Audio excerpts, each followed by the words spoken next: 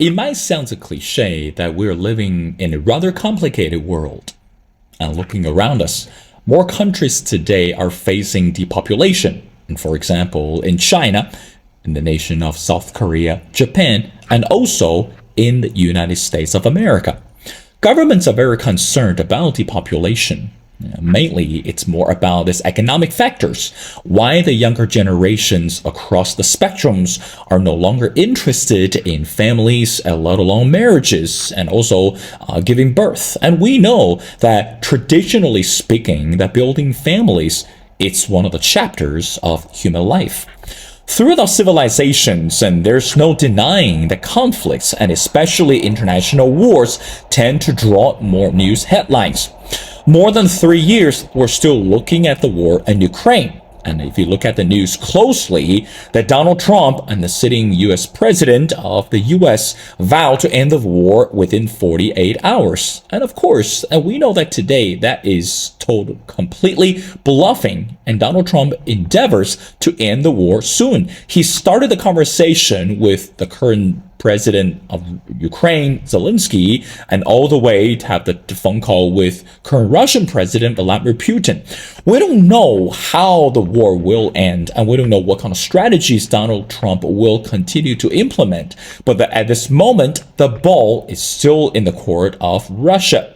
Is Donald Trump the right person to end the war at this moment? Or is Donald Trump bluffing again to the voters in America, or perhaps even the citizens around the world?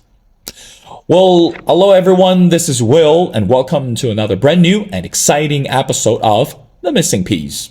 As I mentioned before, international crises tend to make the news headlines. Being a journalist more than 10 plus years, one of the most exciting moments is to really understand the darker secrets behind the wars, or even understand the darker secrets that behind every news stories.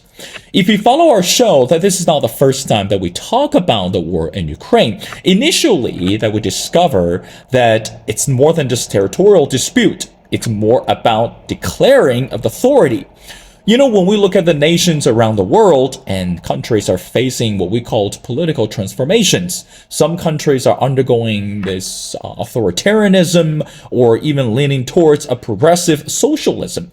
Again, going back, let's look at the U.S. Now, at this moment, the Democratic Party, it's actively engaging with the voters. But the problem, again, according to the Democratic strategy, it's not about the messengers, it's about the messages engaged with the voters. And for example, that what kind of message can get the voters to be interested, especially the domestic issues, and also on top of all that, it's about international promises. Now remember that if you remember during the 2024 presidential campaign, one of the Republican candidate, Nikki Haley, the former governor of South Carolina, that reminded the media and also the voters over and over again that, air quote, that you are not stupid. And so in other words, that if we want to run a successful campaign, or if we want to be elected as the next president, no one should treat American citizens as stupidity. Well, throughout the history and also throughout the current event, she's right. American voters are not stupid, and American voters understand what kind of promises can be fulfilled and what kind of promises will take time. Now, again, coming back, we'll look at the war in Ukraine at this moment. This is a promise. It's hard to be delivered, and also it's rather more challenging to make it come true. Now, coming back, what is Donald Trump doing right now surely might not make sense to the Democrats, or even to make sense to some of the Republicans. But remember one thing we have to understand, Donald Trump is the word of promise, and he's going to deliver what he promised during the campaign trail. Of course, on one hand, you can argue that, well, you're crazy. Donald Trump would never end the war within 48 hours, and we should not trust this man for anything else. But on the other hand, you have to understand that he is dealing with people who are unconventionally, politically, and also unapologetically unusual. right? And that is the truth. So that's why we need to learn how to give Donald Trump the benefit of the doubt. He is making the effort to bring peace through dialogues, and he's making a greater effort to make sure that both sides, especially Ukrainian President Zelenskyy and also Russian President Vladimir Putin, can also understand the mutual benefits by ending the war. Now, what about China? A country constitutes 1.3 billion people today. How does ending the war in Ukraine could benefit China? Well, in this episode, it's such an honor to speak to Dr. Harold James. Again, if you read Dr. James' work, especially the publications about modern day economic shifts and also the historical impact from economic perspective, it's such an honor to have Dr. James on the show and to talk about his latest article about settlements or negotiation for both sides, and also from this economic standpoint, how does China really rake the benefits by supporting U.S. in ending the war? It's such a great conversation. And again, this is Will, and I really appreciate that over the years that your support and also your generosity, it really inspired me to continue to produce good quality content. So do me a favor, two things. Number one, if you like the episode, please make sure you click on like and also share the episode with the friends around you. And also, if you have great guests and also you realize that could be interesting or fascinating topics, please make sure connect with Will and through social media, and we love to hear your input and also your suggestions. Again, it's such a great honor to have Dr. Harold James to join the latest episode, and here's the conversation. Well, ladies and gentlemen, it's my great honor to invite our distinguished speaker, who's the Dr. Harold James. Dr. James is a Claude and Laura Kelly professor in the European Studies at Princeton University. He's a professor of history at the International Affairs at the Woodrow Wilson School, and he's the author of a book called The War of Words, a glossary of globalization, and he's the official historian of the International Monetary Fund. Well, Dr. James, and welcome to The Missing Piece. Yeah, great to be with you. Well, Dr. James, again, as I mentioned before, initially when I discovered you, because this amazing article that you wrote, which is entitled, Would a Peace Deal in Ukraine Last? Now, we know that as I mentioned at the beginning, the relationship between US and Ukraine at this moment is rather complicated. But this is something that you co-authored in the article. I want to read it and get your further explanation. And this is what appeared in the article, and I quote, "Negotiations to end Russia's war in Ukraine might not yield a new global security body, but they may well shape the future of international cooperation, and the world is due for reordering." Professor James, from your perspective, how do we understand that the world is due for reordering? Is it simply because the appeal of Donald Trump, or is it just because the complication of the international order? Your thoughts? Yeah, it's a much longer term process, and in a way, Donald Trump is just at the end of that long term process. So, in the middle of the 20th century, when the last big reordering took place after the Second World War in 1945. The US was clearly the absolutely dominant power, and it had over 50% of the world's production. The other centers that had made machine tools, Germany or Japan, were destroyed by the war. So the US was completely dominant. And since then, we've just seen the US's position gradually diminishing, and that's inevitable because other countries are developing and other countries are catching up. But the idea that the United States can simply remake the international order and that one can go back, as it were, to a world in which the president of the US summons people in and humiliates them or flatters them or does whatever he thinks appropriate is definitely gone. And that's the sense I thought that we needed to emphasize, that how this war is going to be resolved is going to be a question of multilateral negotiation. Dr. James, again, when we talk about the war today, of course, it's just beyond the war complication. As I mentioned in the intro, in the political terms, there's something called negotiation. And also you mentioned in the article as well. Now, at this moment, the ball it's definitely in the court of Russia. So from your perspective, how do you think that we understand negotiation between Ukraine and Russia at this moment? Because it is simply beyond this territorial dispute. And also, I think, correct me if I'm wrong, when we question the intention of Donald Trump, or when we question this diplomatic relationship between Trump and Putin at this moment, it doesn't seem that negotiation can be the only solution to end the war in Ukraine at this moment. So what are your thoughts? Well, the problem is that there are different concepts of what it is to end the war. And one concept is to think that you need to resolve the fundamental issues that are driving the conflict.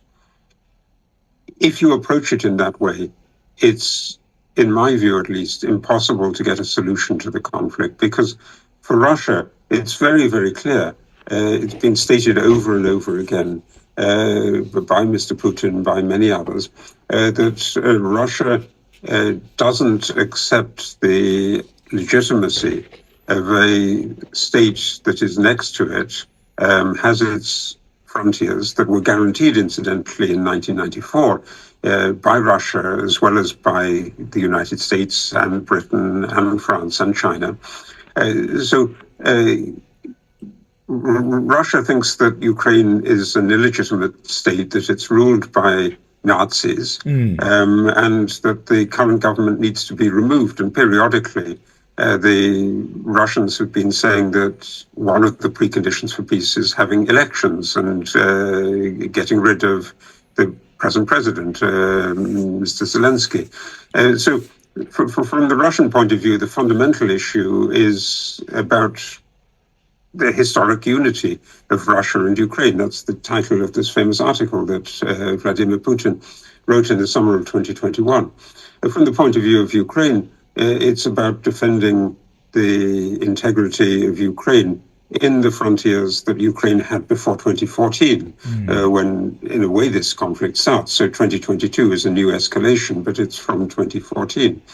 And those goals simply can't be combined with each other. So there's no way of mediating that. There's no way of negotiating. But we have actually many instances in history of conflicts where you can't get agreement on the basic principles, but you can get agreement on freezing the conflict and having a demarcation line or a frontier that you may not think is the legitimate frontier, but that it will be there for some time and it will be stable. And so that's the case in post-war Germany, with the division between East and West Germany, that West Germany the Federal Republic didn't want to recognize the legitimacy of the German Democratic Republic for a long, long time. So it's only at the beginning of the 1970s that they do that. But Korea is another example of this. So those are the two classic examples where you can get a viable peace without any agreement on the fundamental principles. And so only that second path is a plausible path to getting a settlement in the current conditions. And the question is then, what does it require to get Vladimir Putin to agree to that? And there are many reasons why he might want to end the war. It's very costly. Its cost so far, we think the best estimates are 250,000 Russian soldiers killed, casualties around 900,000. So massively, massively costly in terms of human lives, in terms of the economic resources of Russia, reorientation of the economy. It's very, very costly. But on the other hand, the regime has also got a lot of legitimacy out of fighting the conflict. And so it may want to think that the conflict is desirable from that point of view of creating political stability.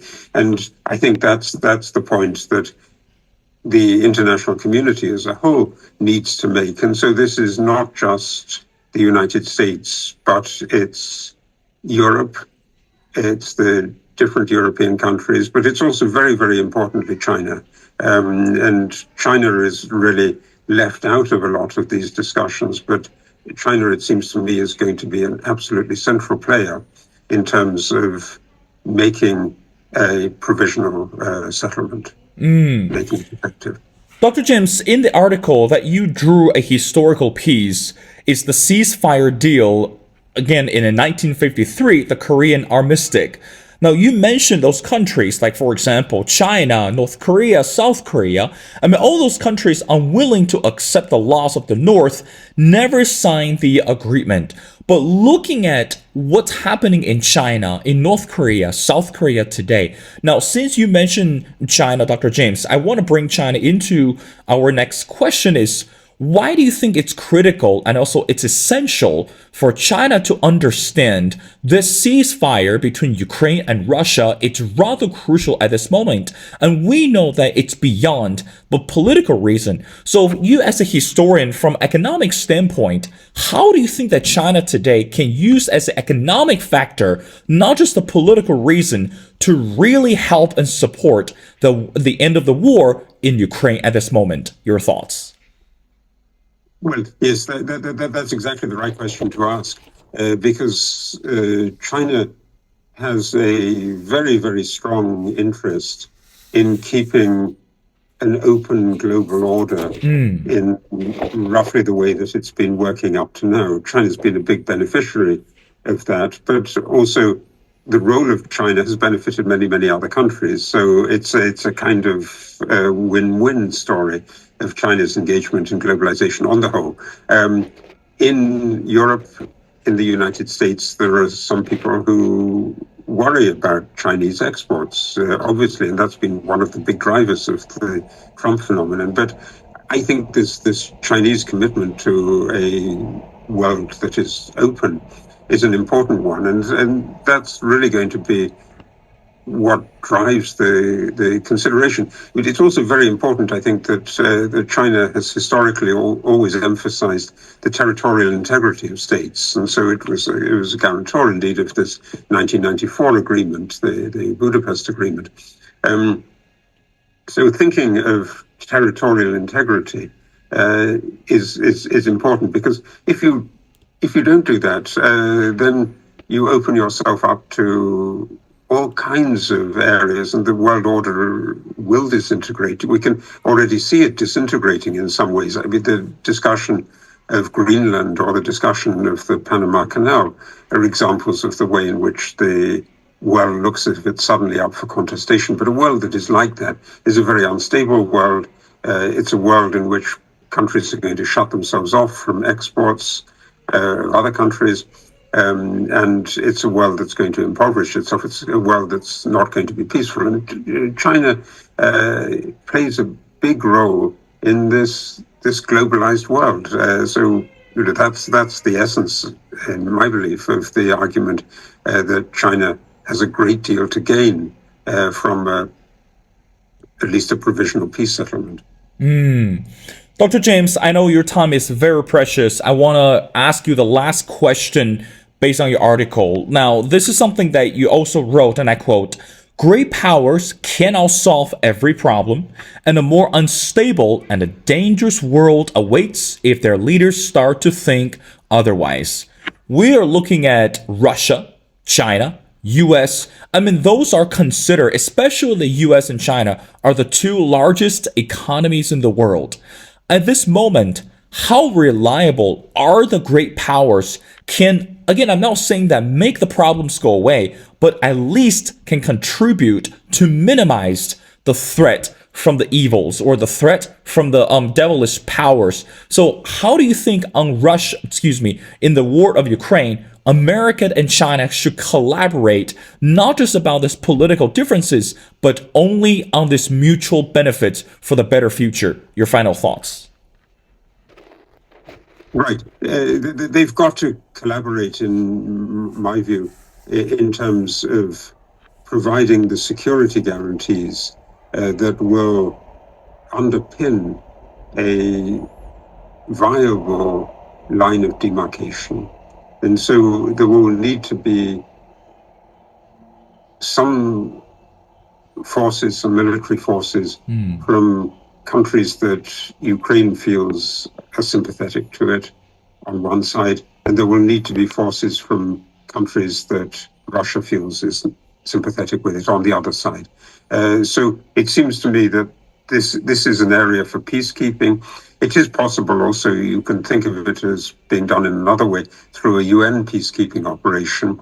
But the UN and its Security Council is, I think, increasingly torn apart by these conflicts. So it may well be easier to think of it in terms of Europeans on the one side and Central Asians or China on the other side as peacekeepers. And if it works well, it's not a costly exercise, but it's one that can provide an enduring settlement. The key vision, I think, is that you can't simply do this bilaterally, and that Trump talking to Putin alone it has lots of historical reminiscences. It's like the discussions of the 1930s when Hitler talked to Stalin, or it's like the discussions of the 1800s when Napoleon stood on the raft in the middle of the river and talked to the Russian Tsar, Alexander. That's not the right way of doing things. We need to have discussions and negotiations by countries with different perspectives that have also a potential and a stake in making a durable, lasting solution that may not be the definitive solution, but it's one in which people can work out what a definitive solution will be in 10 years or 15 years or 20 years.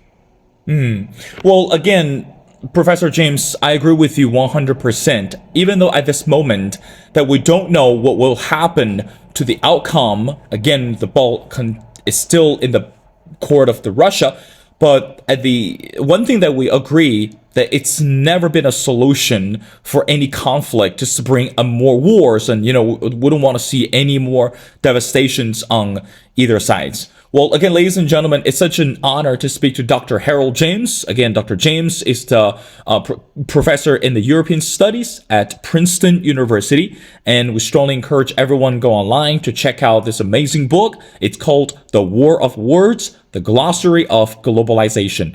Well, Dr. James, thank you so much for your time. It's been a pleasure. We'd love to have you back on the show for our future episodes as we continue to pay attention to the global affairs. So thank you so much for doing this. Thank you, Will.